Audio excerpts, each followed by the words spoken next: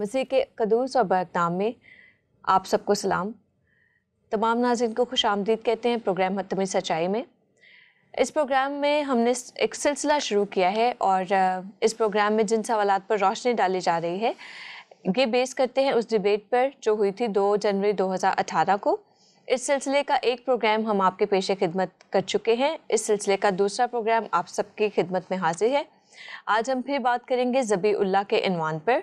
इस प्रोग्राम को, इस सिलसिले को बेहतर तौर पर जानने और समझने के लिए मैं आप सबसे गुजारिश करना चाहूँगी कि अगर आप इस डिबेट को देख सके जो कि 2 जनवरी 2018 को हुई थी मोहतरम मौलाना अबू अब्दुल्ला तारिक साहब और प्रोफेसर जनाब शफीक कमल के दरमियान, तो आप इस तमाम गुफ्तगू को जो हम इन तमाम प्रोग्राम्स में करेंगे आप इसे ज़्यादा बेहतर तौर पर समझ सकते हैं। इस डिबेट को आप देख सकते हैं यूट्यूब पर और प्रोफेसर जनाब शफीक कमल साहब के फेसबुक पेज पे भी आप इस डिबेट को मुलाहिज़ा फरमा सकते हैं। प्रोफेसर साहब, आपको भी खुश आमदीद कहते हैं आज के इस प्रोग्राम में। इस सिलसिले का आज जो पहला सवाल है वो मैं आपसे ये जानना और पूछना चाहूँगी कि हम किस तरह से ये तय कर सकते हैं कि जो वादे किए गए थे वो इब्राहिम के कौन से फर्जंद से किए गए थे। इसे हम ज़्यादा बेहतर तौर पर कैसे जानें और कैसे समझें। शुक्रिया। पिछले प्रोग्राम में भी हमने ये बात की थी कि जो मोहतरम अबू अब्दुल्ला तारिक के साथ मैंने डिबेट की थी 2 जनवरी 2018 को इस मौजू पर कि हज़रत इब्राहीम के कौन से बेटे को कुर्बानी के लिए ले जाया गया था। जी बिल्कुल, ज़बीउल्लाह, जिसको मैंने इसलिए तशरीह कर दिया कि हो सकता है बाज़ को ज़बीउल्लाह समझ में ना आए। जी, तो आपका सवाल ये है कि फैसला कैसे करेंगे कि किस बेटे के मुतल्लक ये वादा किया गया था या वादे का फर्जंद कौन था। ऐसे कौन सी कसौटी है, ऐसा कौन सा मेयार है जिस पे हम इस बात को बिल्कुल सही तौर पर मुतय्यन इस चीज़ को कर सकते हैं। जी, पहली बात तो ये है कि जैसे मैंने पहले भी पिछले प्रोग्राम में वजाहत की थी कि वादे का फर्जंद प्रॉमिस सन बिब्लिकल थियोलॉजी है और बाइबल ने बड़ी क्लैरिटी के साथ इस पे लिखा है। चूँकि ये वोकैबुलरी इस्लामिक लिटरेचर से वैसे ही गायब है कि वादे का फर्जंद भी कोई चीज़ होती है, तो फैसला तो यहीं पे हो जाता है कि जब वादे के फर्जंद का जहाँ पे जिक्र ही नहीं है तो वो कैसे दावा कर सकते हैं कि जी हमें पता है कि वादे का फर्जंद कौन है। सही। रही बात कि बाइबल ने चूँकि वादे के फर्जंद के मुतल्लिक बहुत कुछ लिखा है और बड़ी क्लैरिटी के साथ लिखा है। इब्राहीम के साथ जब वादा किया तो ये वादा खुदा ने कहा कि इब्राहीम और बीबी सारा के साथ किया गया और इजहाक का वादा किया गया। तो न्यू टेस्टामेंट में आके कहा गया कि चूँकि जो इब्राहीम की नस्ल से जिस्मानी फर्जंद बेटे नहीं कहलाते बल्कि जो वादे के फर्जंद है। सही। जो अहद के फर्जंद तो हो सकते हैं सारे, लेकिन वादे का फर्जंद वो है जिसका नाम लेकर वादा किया था कि ये बेटा होगा, इससे मेरा ये मकसद पूरा होगा। तो इस्लाम से मैंने कहा कि ये टर्मिनोलॉजी है, गायब है ये। अलबत्ता इसका अल्टरनेटिव मौजूद है। वो अल्टरनेटिव है खुशखबरी का बेटा। वो मौजूद ज़रूर है लेकिन मुसलमान स्कॉलर्स उसको पिक नहीं करते कि इसका मतलब क्या है। सही सही। कुरान ने कई जगह पर ये बात कही है कि खुशखबरी का बेटा है। मैं आपको हवाले भी आपको दे देता हूँ। सही। जी, खुशखबरी का बेटा सूरह हूद उसकी 68 से लेकर 73 तक यहाँ पे लिखा कि खुशखबरी का बेटा, नाम नहीं देकर। सही। लेकिन मैं अभी थोड़ी देर बाद बयान करता हूँ। ठीक है, यानी आप कह रहे कि इस हवाले में नाम मौजूद नहीं है लेकिन इंडिकेशन है कि इंडिकेशन है। अच्छा, अल-सफ़ात 100 आयत से लेकर 112 और यहाँ पर 2 दफ़ा खुशखबरी का बेटा लिखा गया। सूरह अल-हजर की 55 आयत में लिखा गया खुशखबरी का बेटा। सूरह 51 की 28 आयत में लिखा गया खुशखबरी का बेटा। ये जो खुशखबरी का बेटा ये एक्चुअली प्रॉमिस सन है। आपने कहा कि फ़ैसला कैसे होगा कि वादे का फर्जंद कौन। मैं आपको बताऊं कि बाइबल तो मैंने पहले बता दिया कि बड़ी क्लैरिटी के साथ कि वो इजहाक है, उसमें तो कोई इबहाम नहीं है। कुरान में इबहाम पाया जाता है। सही। कहीं पे भी कुरान के अंदर खुशखबरी का जहाँ लफ्ज़ है वहाँ इस्माइल का नाम नहीं है। ठीक। अच्छा, नाम इजहाक का भी नहीं है लेकिन उसके क्राइन اس کے کیا کہتے ہیں کہ کانٹیکسٹ جو ہے نا وہ بتاتا ہے کہ یہ اسماعیل نہیں حضرت اسحاق ہے. مثلا سورہ ہود اور الحجر اور 51 سورہ کے اندر جہاں پہ لکھا وہاں لکھا جب خوشخبری دی گئی اس بیٹے کی تو وہ لیڈی وہ عورت وہ یہ آگے سے جواب دیتی ہے کہ میرے بیٹا کیسے ہو سکتا ہے, ٹھیک, میں ایک تو میں بوڑھی اور اوپر سے بھانج, صحیح, تو یہ حضرت ہاجرہ نہیں کہہ سکتی. صحیح, یہ حضرت سارہ کا سٹیٹمنٹ ہے. 3 ٹائمز قرآن مجید میں یہ لکھا گیا کہ میں ایک تو میں بوڑھی ہوں اور اوپر سے بھانج, میرے بیٹا کیسے ہو سکتا ہے. لیکن اس کو خوشخبری, تو خوشخبری ہے اس صورت میں کہ وہ عورت اگر بوڑھی ہے اور بھانج ہے پھر ہے, تو ہاجرہ تو ایک جوان عورت تھی. تو اس لیے یہ کہنا کہ جی فیصلہ کیسے ہو سکتا ہے یہ بڑا مشکل ہے, کوئی مشکل نہیں. صحیح. اسلامی اسکالرس نے جو معتبر اسکالرز ہیں جو بڑے بڑے نام ہیں انہوں نے ایڈمٹ کر لیا کہ یہ اختلافی مسئلہ ہے. صحیح. کہ ہمیں خود سمجھ نہیں آتی, وی آر کنفیوز. جب کوئی کہتا ہے کہ یہ اختلافی مسئلہ ہے تو اس کا مطلب وی آر کنفیوزڈ. صحیح. مطلب یہ ایسی بات ہے جس پہ سب کی آراء ایک نہیں ہے, متفق نہیں. نو میں آپ کو بڑے بڑے نام بتاتا ہوں. یہ مولانا مودودی انہوں نے تفہیم القرآن کے اندر لکھا کہ یہ اختلافی مسئلہ ہے. ٹھیک. مولانا مودودی کوئی چھوٹا نام نہیں ہے. صحیح. ابن کثیر نے تفسیر ابن کثیر کے اندر یہ لکھا کہ یہ اختلافی مسئلہ ہے. ٹھیک. تاریخ ابن خلدون کے اندر لکھا کہ یہ اختلافی مسئلہ ہے. تاریخ طبری کے اندر لکھا کہ یہ اختلافی مسئلہ ہے. اور بھی لوگ ہیں جو یہ بات کہہ رہے ہیں, لیکن میں نے 4 معتبر نام آپ کو کتابوں کے بتا دیے اتھینٹک, تو آپ ان کو کدھر لے کے جائیں گے. وہ کہتے ہیں یہ اختلافی مسئلہ. صحیح. تو پھر تو ابہام ہو گیا نا, تو پھر فیصلہ بھی ہو گیا. بائبل میں آپ مجھے بتا دیں کہ کہیں پہ آپ کو یہ اختلافی مسئلہ نظر آئے. بائبل میں اختلافی مسئلہ نہیں ہے, بلکہ بائبل کلیئرٹی کے ساتھ کہتی ہے کہ جس بیٹے کا وعدہ کیا گیا تھا دیٹ واز آئزک. صحیح. ٹھیک ہے. ایک اور بات آپ ذرا کلیئرفائی کیجیے گا کہ کیسے ہم اس بات پہ بضد ہی رہیں کہ حضرت اسحاق ہی حضرت ابراہیم کے صلب سے پیدا ہوئے. دیکھیں جو جہاں پہ یہ ذکر ہے, جو حوالہ شاید آپ کوٹ کرنا چاہ رہی ہیں کہ تیری جائیداد کا بلیسنگ کا وارث وہی ہوگا جو تیرے صلب سے پیدا ہوگا, وہاں پر حضرت ابراہیم نے ذکر کیا تھا اپنے نوکر کا. صحیح. تو پچھلے پروگرام میں نے وضاحت کر دی تھی علی عادر دمشقی کا کہ یہی میرا, تو خدا نے کہا نہیں جو تیرے صلب سے پیدا ہوگا. اب آپ اگلا سوال داغ سکتی ہیں کہ جی صلب سے تو پھر اسماعیل بھی پیدا ہوا تھا. ٹھیک ہے, لیکن اسماعیل کا وعدہ نہیں کیا گیا تھا, وعدہ اسحاق کا کیا گیا تھا. تو یہ جو وعدے کا فرزند ہے یہ ایک میں کہتا ہوں کہ لائن آف ڈی مارکیشن ہے. اس سے پتہ چل جاتا ہے, کلیئرٹی آ جاتی ہے کہ کس بیٹے کے بارے میں یہ بات ہو رہی تھی. اچھا, ابو عبداللہ طارق صاحب نے اور بعض اوقات اور بھی کئی لوگ کہتے ہیں جی کہ اس سے فرق کیا پڑتا کہ وہ جو ذبیح اللہ اسحاق ہو یا اسماعیل ہو, کیا فرق پڑتا. اور ابو عبداللہ طارق نے تو کہا جی ہمارے کیا فرق پڑتا, اگر دونوں اس کے بیٹے تھے کوئی فرق نہیں پڑتا. فرق پڑتا, شاید مسلمانوں کو فرق نہ پڑتا ہو, ہمیں فرق پڑتا ہے. میں نے ڈبیٹ کے اندر بھی ایک مثال دی تھی, یہ جو کہتے ہیں نا فرق نہیں پڑتا, صحیح, وہ کون لوگ یہ بات کہہ سکتے ہیں. ایک شخص تھا, اس نے کہا جی میں نے کاروبار کیا مجھے گھاٹا پڑ گیا.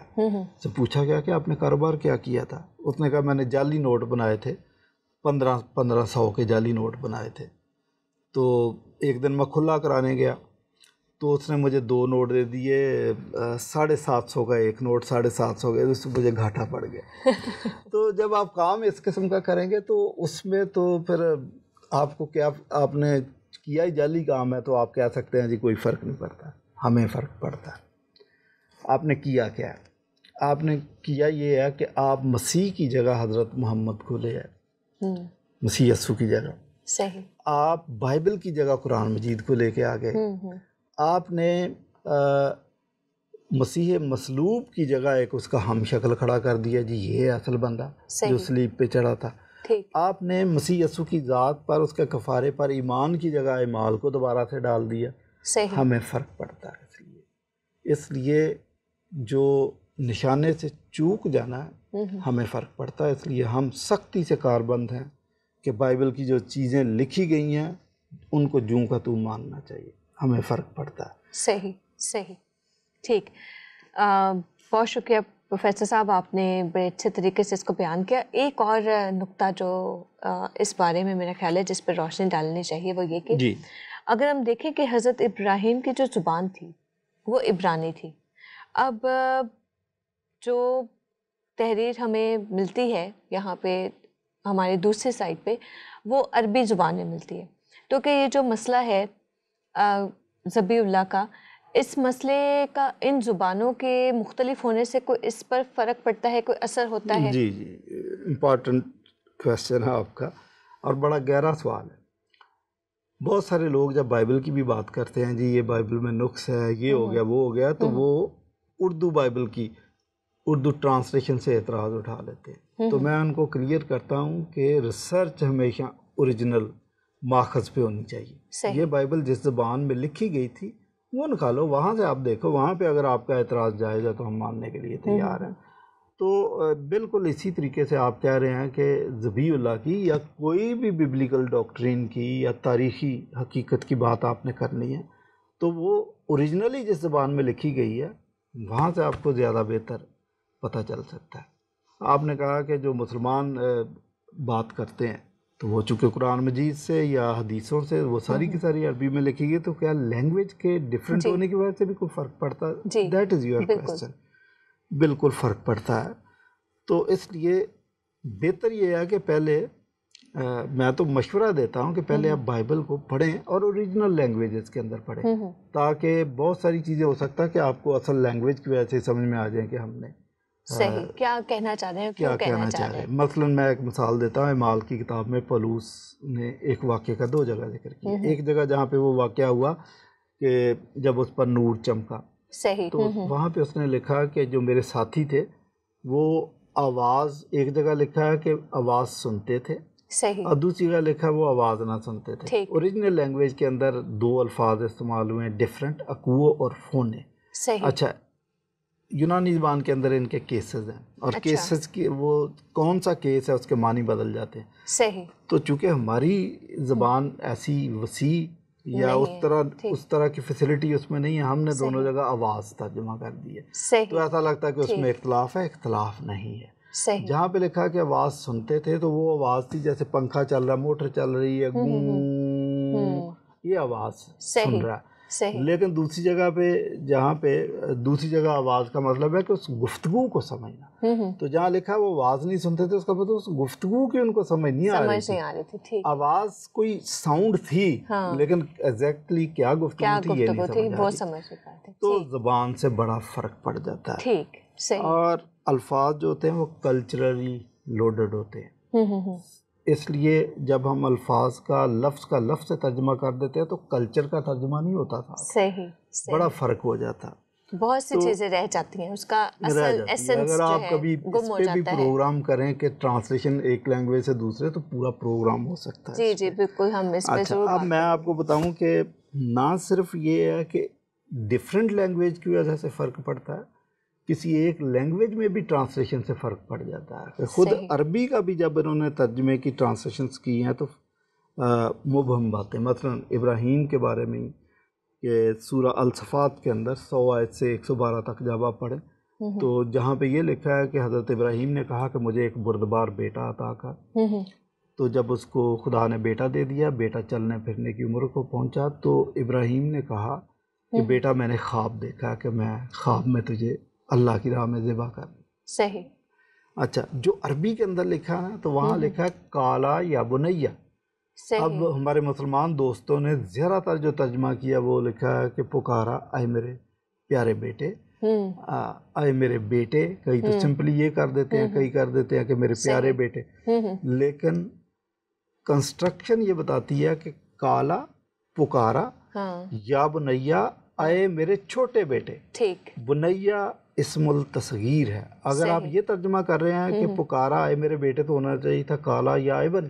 صحیح. تو وہاں پہ کالا یا بنیا, تو یہ ٹرانسلیشن مینشن کیا گیا ہے, پراپرلی بتایا. بالکل بالکل صحیح صحیح. تو زبان سے آپ کا کویسچن بالکل صحیح ہے کہ ریسرچ اوریجنل زبان میں ہونی چاہیے. تو ہو سکتا ہے کہ آپ جو سوالات اٹھا رہے ہیں یہ سوالات آپ کے پڑھنے کے دوران خود ہی دب جائے. ٹھیک ان کا خود ہی جواب مل جائے. دوسری ایک بات جو ابو عبداللہ صاحب نے جو ہے اپنی ڈبیٹ کے دوران یہ کہی کہ خدا تعالیٰ نے دونوں بیٹوں کے ساتھ یکساں سلوک رکھا. تو کیا اسلامی ماخذ اس بات کی تائید کرتے ہیں کہ واقعی میں ایسا تھا کہ دونوں بیٹوں کے ساتھ بالکل یکساں برابر کا سلوک خدا تعالیٰ نے رکھا؟ دیکھیں جہاں تک سلوک کی بات ہے تو سلوک تو خدا کا نسل انسانی کے ساتھ بالکل برابر کا ہی ہے. وہ تو میں نے پہلے بتایا خدا کسی کا طرفدار نہیں ہے، نہ اس کو ہونا چاہیے. سم ٹائم ہمیں بعض واقعات ہم دیکھتے ہیں تو ہم مس انڈرسٹینڈ کر جاتے ہیں. مثلا عیساؤ اور یعقوب ان کی جو پہلی نسل ہے تو وہاں پہ ہم دیکھتے ہیں کہ ایسا لگتا ہے کہ جیسے ہمارے مسلمان دوست اس کو سمجھتے ہیں کہ شاید یعقوب نے عیساؤ کا حق چھین لیا تھا. چھینا نہیں تھا، عیساؤ نے اپنے پہلوٹے ہونے کے حق کو خود ٹھوکر مار دی تھی. تو جب ٹھوکر مار دیا تو خدا نے یقیناً اس بات کا برا بنایا، تو پھر خدا نے اس حق کو یعقوب کی طرف ٹرانسفر کیا یا ہونے دیا. تو یہ آپ کے سمجھنے میں مسئلہ ہے. تو آپ یہ دیکھیں کہ بڑی کلیئرٹی کے ساتھ لکھا ہے. عیساؤ نے کہا میں نے اس حق کو کیا کرنا بھائی، تو حق بھی لے لے، تو مجھے صرف یہ دال دے دے. دال کے وجہ سے اس نے اپنا حق بھیج دیا تھا. جی اور بائبل نے کلیئر لکھا کہ اس طریقے سے اس نے اپنے اس حق کی تحقیر کی. اچھا پھر حابل اور قائن کے بارے میں ایک بندہ ہے، اس نے خود ہی خدا کے اس کو میں کہتا ہوں ایٹریبیوٹس کو صحیح طریقے سے سمجھا نہیں، اور اس کو وارننگ دی گئی، اس نے اس وارننگ کو سیریس نہیں لیا. قائن کو خدا نے کہا تھا کہ دیکھ گناہ تیرے دروازے پہ دبکا بیٹھا ہے اور تیرا مشتاق ہے، پر تو اس پر غالب ہے. اس نے اس وارننگ کو سیریس نہیں لیا تو اس لیے پھر اپنے بھائی کا قتل کر دیا. تو وہاں یہ کہنا جی کہ پھر خدا نے شاید سلوک یکساں نہیں کیا، خدا نے تو یکساں سلوک کیا تھا. اب اپنی بدعمالی کی وجہ سے آپ خدا کے غضب کو مانگ رہے ہیں تو آپ کی اپنی مرضی. اچھا اسماعیل اور اسحاق کے بارے میں بھی یہی ہے کہ خدا نے جب آپ یہ دیکھیں کہ جہاں تک بلیسنگ کی بات ہے تو خدا نے کہا ٹھیک ہے میں اس کو بھی بلیسنگ دینے کے لیے تیار ہوں، لیکن برگزیدگی کی وجہ سے، اس وعدے کی وجہ سے ظاہر ہے کہ اسپیشل جو بلیسنگ تھی وہ اسحاق تک کی محدود رہی. تو ہمیں ان ساری چیزوں کو سمجھنا ہے کہ خدا کی برگزیدگی جو اس کو آپ چیلنج نہیں کر سکتے کہ جی آپ نے اس کو کیوں چن لیا، آپ یہ والا رول مجھے ہیرو کا دے دیں. ایسا نہیں آپ کر سکتے. خدا کے سامنے تو ایٹ لیسٹ نہیں کر سکتے. ہاں شاید انسان کے سامنے آپ کریں. کوئی فلم بن رہی ہے تو آپ کریں جی ہیرو کا رول مجھے دے دیں وغیرہ وغیرہ. خدا کے سامنے نہیں. اچھا اگر ہم اس ڈبیٹ کو دیکھتے ہیں تو اس ڈبیٹ میں ہمیں مولانا ابو عبداللہ صاحب کا ایک اور دعویٰ نظر آتا ہے کہ جو حضرت بی بی حاجرہ تھی اور جو حضرت بی بی سارہ تھی، ان دونوں کا جو درد تھا، غم تھا، خدا تعالیٰ کے نزدیک ایک ہی جیسا تھا، اور خدا تعالیٰ نے ان دونوں کے درد و غم کو سنا. کیا بائبل مقدس اس بات کی تائید کرتی ہے؟ دیکھیں جب حاجرہ کی بات ہے یا تو ٹھیک ہے، کسی حد تک یہ بات درست بھی ہے کہ خدا نے تو سنا، اور خدا تو فریاد کو سنتا ہی ہے، اس میں تو کوئی شک نہیں ہے. لیکن اگین اس کا یہ مطلب آپ ہرگز نہ لے لیں کہ وہ برگزیدگی کے اندر شامل ہو گیا تھا. حضرت حاجرہ یا حضرت اسماعیل برگزیدگی کے اندر کبھی داخل نہیں ہوئے. وہ جو وعدہ تھا وہ وعدہ خدا نے وہ بات بڑی کلیئرٹی کے ساتھ کہی کہ یہ جو بلیسنگز ہیں یہ حضرت اسحاق کے ساتھ ہیں اور تیری نسل حضرت اسحاق کے ساتھ ہی کہلائے. وہ بلیسنگز اسی میں چلیں گی، اس میں کوئی ابہام نہیں. صحیح. اچھا دوسری بات یہ کہ جس طرح کہ بائبل مقدس ہمیں بتاتی ہے کہ خدا تعالیٰ نے بی بی سارہ کا نام تبدیل کیا، تو کہ اسی طرح سے جو ہے بی بی حاجرہ کا اور حضرت اسماعیل کے نام بھی تبدیل کیے. کیا بائبل مقدس اس بارے میں اس بات کی تائید کرتی ہے یا کچھ اور؟ آپ اس بارے میں کویسچن وہی ہے جو بار بار آ رہا ہے کہ اسپیشل نیشن، اسپیشل فیور، خدا کی برگزیدگی. تو آپ یہ دیکھیں کہ چونکہ خدا اپنے منصوبے کو عملی جامہ پہنا رہا تھا تو پرائرٹی خدا کے اپنے منصوبے کی ہے. اس منصوبے کے اندر چونکہ کوئی رول خدا کسی کو دینا چاہتا ہے تو پھر وہ اس کو چن سکتا ہے کہ یہ والا رول کون کرے گا. مثلا میں آپ کو بتاؤں کہ بنی اسرائیل کے بارے میں پیدائش کی کتاب میں ہمیں یہ ذکر ملتا ہے کہ جو تجھ کو بلیس کرے گا اس کو میں بلیس کروں گا، جو تجھ پر لعنت کرے گا میں اس پر لعنت کروں گا. صحیح. اگین یہ خدا کے منصوبے کی وجہ سے تھی. لیکن جب تک وہ بنی اسرائیل خدا کے منصوبے میں شامل تھے تو یہ وعدہ اپنی جگہ اٹل تھا. لیکن بنی اسرائیل نے چونکہ خدا کے منصوبے کو پورا کرنا مناسب نہیں سمجھا، اور میں کہوں کہ چلے بغاوت کا لفظ تو بہت بڑا، نافرمانی کی انہوں نے، تو پھر وہ اس استحقاق کے حقدار نہ رہے جو پیدائش کی کتاب میں تھا کہ جو تجھ پر لعنت کرے گا میں اس پہ کروں گا. چونکہ انہوں نے خدا کے ساتھ اس پلاننگ کے اندر اس کو پورا کرنے میں ناکام رہے.